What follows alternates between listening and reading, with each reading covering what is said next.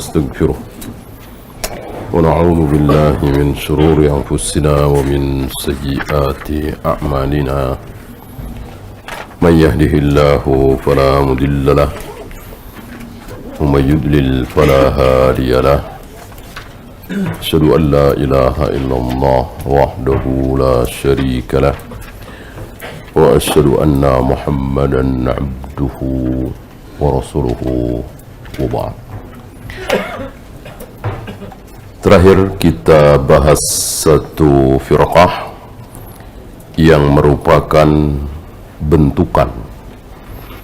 Jadi waktu itu pernah kita bahas bahwa firqah-firqah yang ada di kaum muslimin yang 72 itu secara garis besar dibagi dua.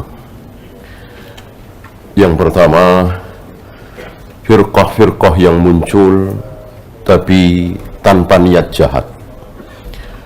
Justru niatnya itu baik, ikhlas, menghendaki kebaikan, tidak ada niat jahat. Apa misalnya Khawarij? Kan munculnya Khawarij itu berangkat dari keprihatinan. Kenapa terjadi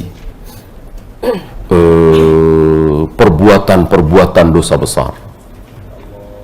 Kenapa masih ada kaum muslimin yang berzina, yang minum khamar, yang berjudi, dan seterusnya? Dan juga keprihatinan mereka. Kenapa kaum muslimin pecah menjadi dua? Ada kelompok Ali, ada kelompok Muawiyah. Begitu pula tarekat-tarekat Sufiyah. Ada firqah yang muncul gara-gara prihatin. Kenapa? Kaum muslimin, sekelompok kaum muslimin sibuk dengan fikihnya Abu Hanifah, sibuk dengan fikihnya Abu Yusuf, sibuk dengan tulisan-tulisan para ulama, lalu meninggalkan Al-Quran. Prihatin mereka, kan bagus ini, dan lain-lain banyak. Tapi semangat yang baik ini, niat yang tulus ini tidak dibarengi dengan ilmu. Tidak dibarengi dengan ilmu, maka yang muncul bukan kebaikan, malah keburukan. Ini bahayanya semangat tanpa ilmu. Ya. Nah, firqah lain, walaupun tidak banyak ini, itu berangkat dari niat jahat. Jadi memang bentukan bikinan. Dari awal berdirinya firqah itu, tujuan utamanya adalah menghantam Islam, merusak Islam dari dalam. Ambil contoh yang mutakhir adalah Ahmadiyah. Apakah Ahmadiyah ini muncul dengan sendirinya, berangkat dari niat baik, niat tulus? Tidak. Tentu antum yang baca-baca sejarah tahu siapa yang membikinnya, kemudian markasnya di mana, kemudian pemimpin besarnya mereka tinggal di mana. Aneh, mestinya kan tinggal di Saudi, apa Mesir, apa Indonesia, apa Brunei, apa Malaysia, negeri-negeri Islam, ya kan? Malah tinggal di Inggris, ya. Nah, itu menunjukkan bahwa awal mula berdirinya itu niatnya buruk, bukan berangkat dari keprihatinan, ketulusan. Termasuk Rafidah yang sedang kita bahas ini. Dari awal berdirinya niatnya memang untuk merusak Islam. Maka kalau kita lihat, luar biasa, betul-betul mengecoh orang awam.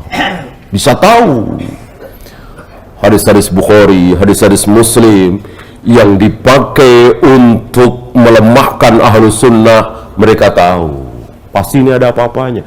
Beda dengan tarekat-tarekat Sufi yang nggak tahu mereka. Mereka tidak tahu karena kebodohan mereka. Justru Rafidah tahu. Tahu hadis tentang Nabi tergerak syahwatnya ketika ada wanita cantik yang lewat terlihat oleh Nabi dan para sahabat. Mereka tahu ada di Bukhari ini, dan ini dipakai oleh mereka untuk menyerang Bukhari, menyerang Ahlus Sunnah. Berarti mereka pelajari kan? Nah, tentu berhadapan dengan para ulama Ahlus Sunnah mereka tidak berkutik. Berhadapan dengan orang awam, iya. Kan seolah menurut mereka ya, Bukhari ini menuduh Nabi SAW syahwatnya liar.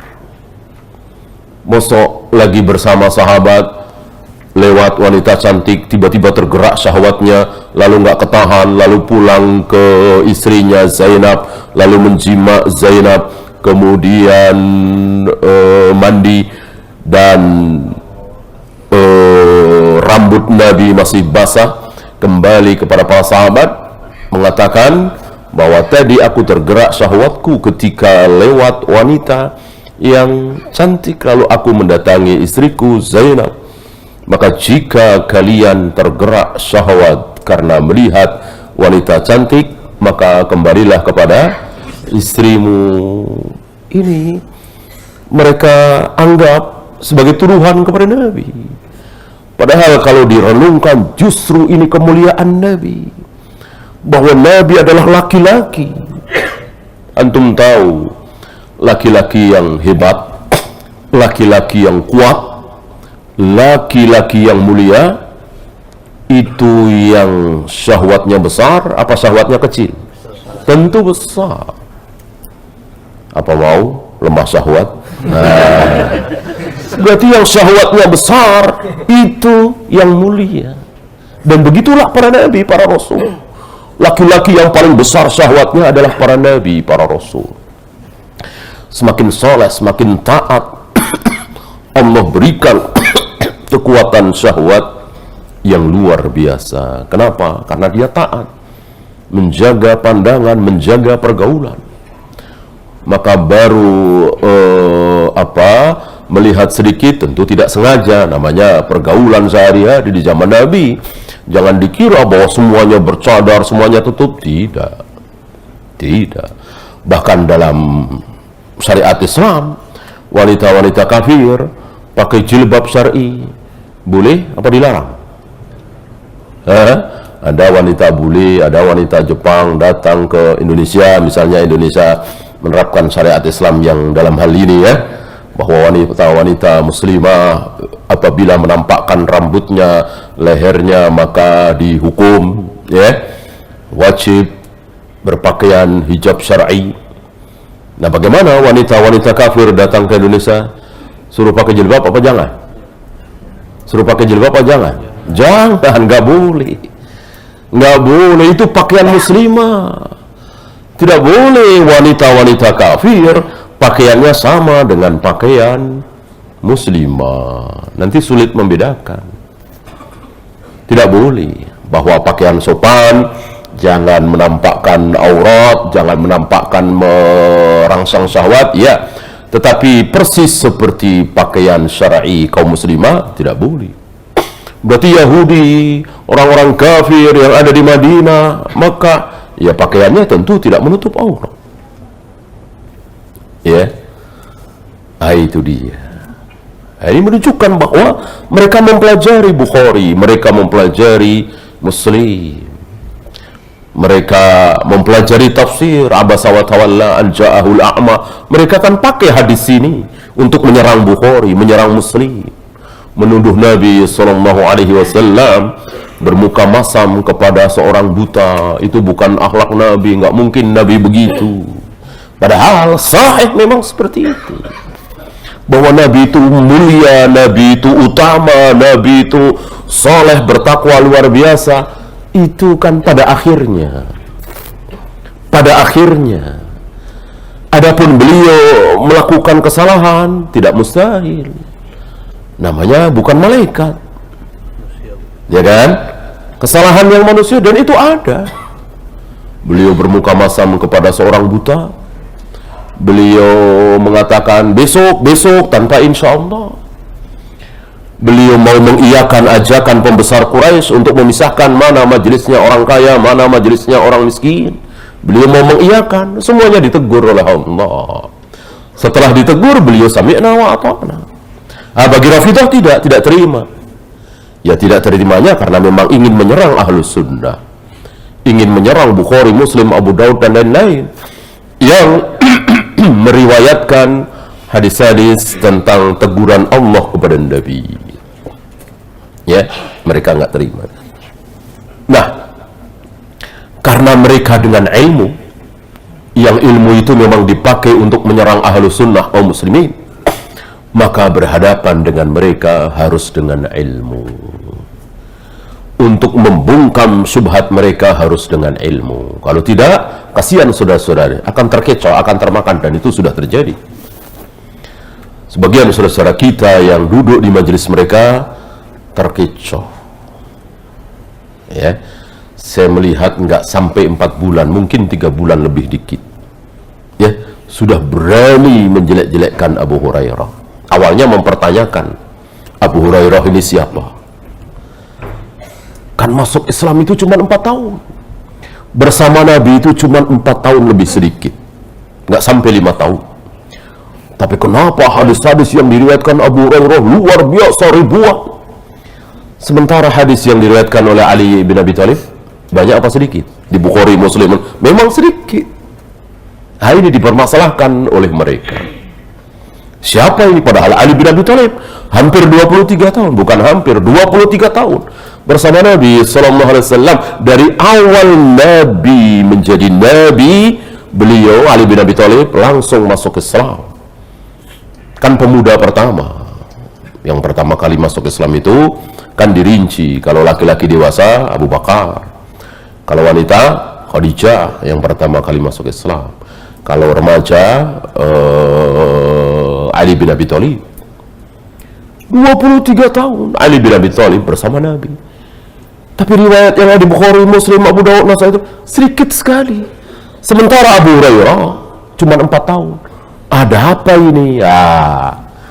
Yang awam kena di sini. Ada apa ini? Pasti ada apa-apanya. Ini konspirasi, ini kong kali kong, ini macam-macam tuduhan.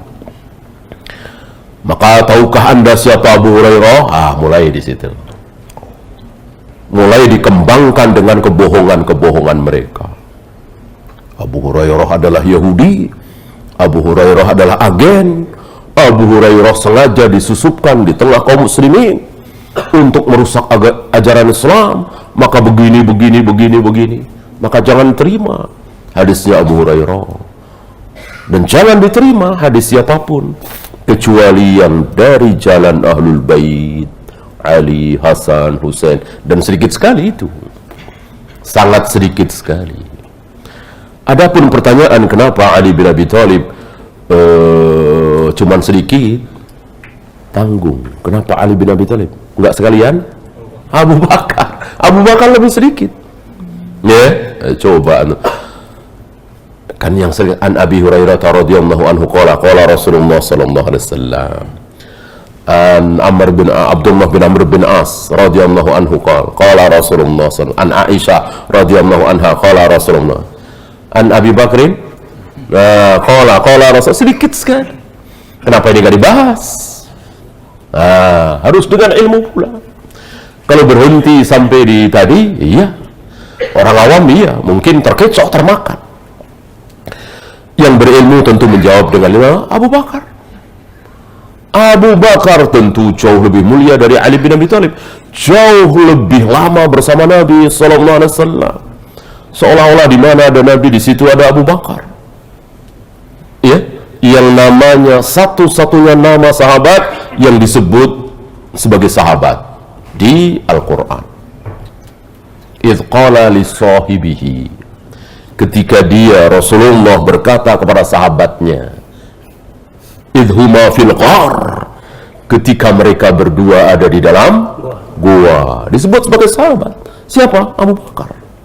Satu-satunya sahabat yang dinyatakan sebagai sahabat di Al-Quran adalah Abu Bakar. Kenapa tidak Abu Bakar yang dibahas? Kenapa Ali bin Abi Thalib?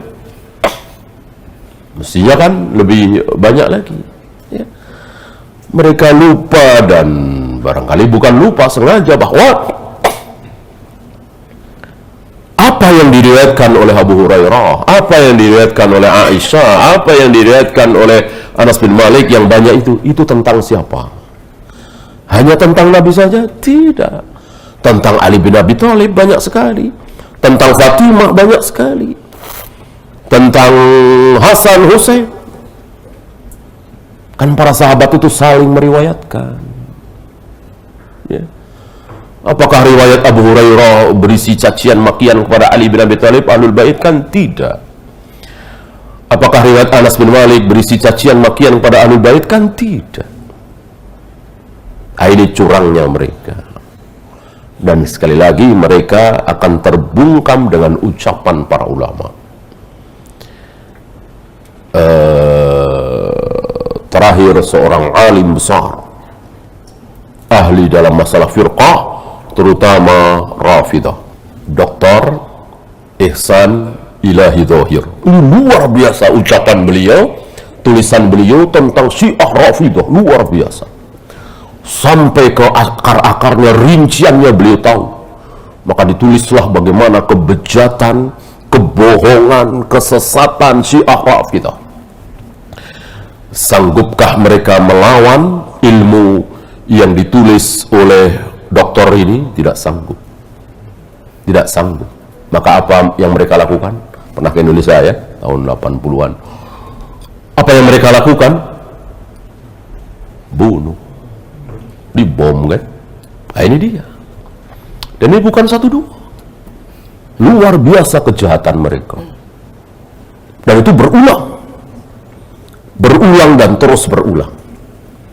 Saya kira sudah banyak diungkap oleh para ulama siapa yang menyebabkan Hulagu Khan berhasil menyerang Abbasiyah. Dia adalah ulama Syiah Rafidah. Menjadi mulus jalannya itu oleh ulama Rafidah ini, Al-Qumi. Dan terus berulang. Kenapa? Tadi munculnya Syiah itu memang niatnya buruk, menyerang Islam dari dalam. Beda dengan firqah-firqah lain, ya. Oleh karena itu tidak ada jalan lain kecuali apa yang dilakukan oleh Ali bin Abi Thalib.